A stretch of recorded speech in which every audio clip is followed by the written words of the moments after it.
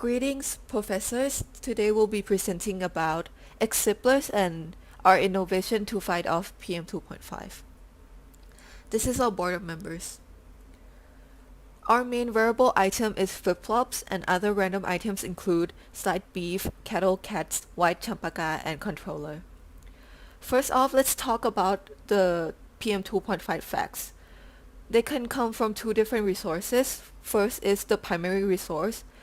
It causes pollutants on its own, like burning coals, wood stove, and forest fires. Secondary resource came from letting off gases that have particles in them, such as in factories, in cars and trucks, and construction sites. So then we researched deeper into ways that we can filter out the air or help out with the particulate matter 2.5, and we come across three different types of category that are mainly used in today's world, which is the first one is a stationary machine called HEPA. It's a mechanical air filter which is stuck in the air conditions, and it basically filters out the air in the machine.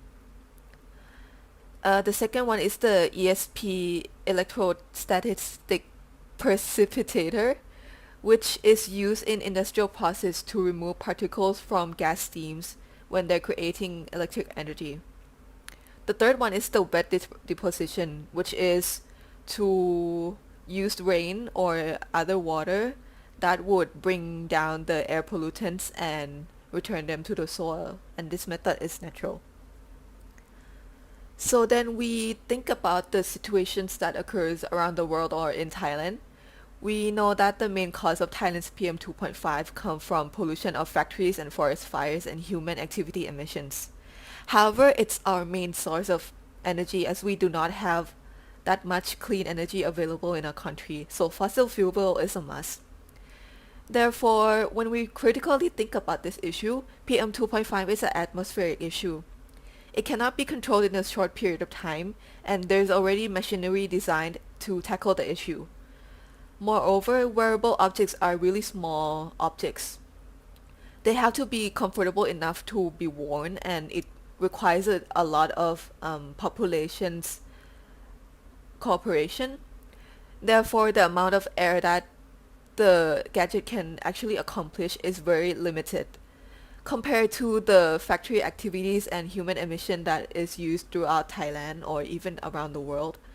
Making these electrical gadgets that would fight PM 2.5 but really small would cause even more damage to the industry or the environment than to actually do something with the machineries instead.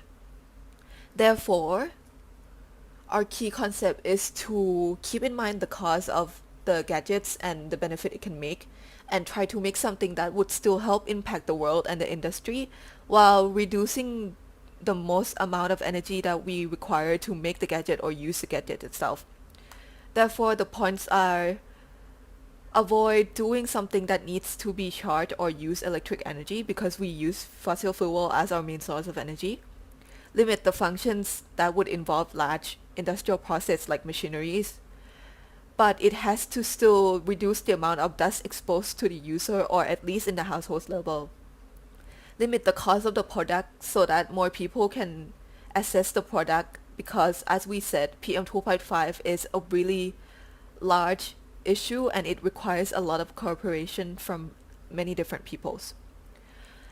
And the third one is we decided to go with the wet deposition method, or at least the idea of it is to use water as the main source of particulate removal instead of any filters.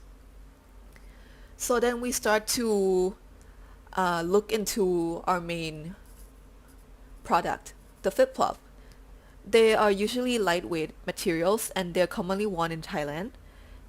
And they can be worn inside the house and outside the house. They're really versatile and comfortable. And we were made to keep it that way. So the product that my teammate came up with was to use natural fiber like bamboo or recycled material like car tires to reduce the amount of pollutants in our country, and to incorporate air filters in the sandal and help tap PM 2.5. Next is the kettle. The kettle have a really distinctive asset as to how it can boil water, and it's often characterized by the sound that it makes when the water is full. However, in this product, we mainly focus on how the materials of the kettle are versatile. They serve different purposes on one item, and how it can hold water. Third one is a sliced beef. The product that we came out from the sliced beef comes from the color of it and its texture quality. So we compare this to dust filters and its absorb bent quality of water, which can store water just like the kettle, but it's used in another way. Next off is the cat. We look into characteristic of different parts of the cat and come up with products like sensing PM 2.5 by detecting air changes, which is the characteristic of a cat, catching PM 2.5 with a cat tongue texture, and other many imaginative products. Then the controller.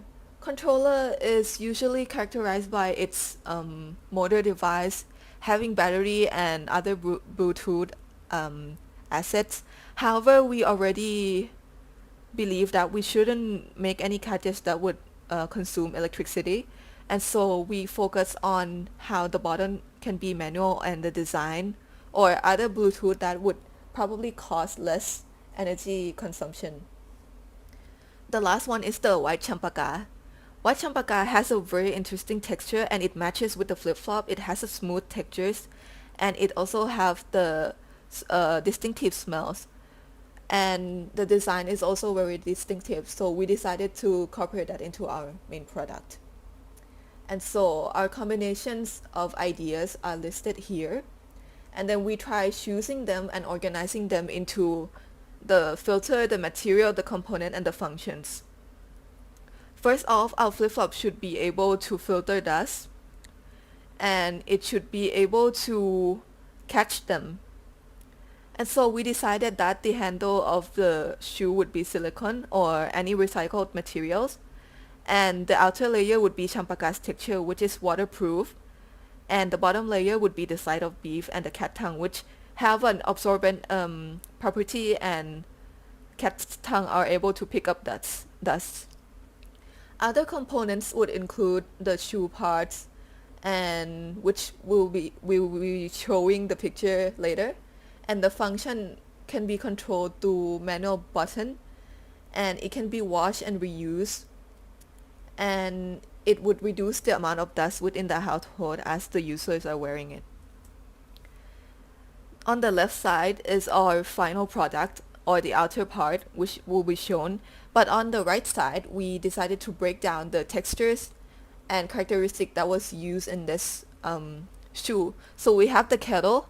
You will be able to open the lid of the shoe to pour water inside, and then the water would then go to the sliced beef layer, which would hold up the water, and each time you walk you would be able to press out the water bit by bit to the cat's tongue, and so it keeps the cat's tongue moist, and the cat tongue will be able to catch dust from the floor and then store it within the texture.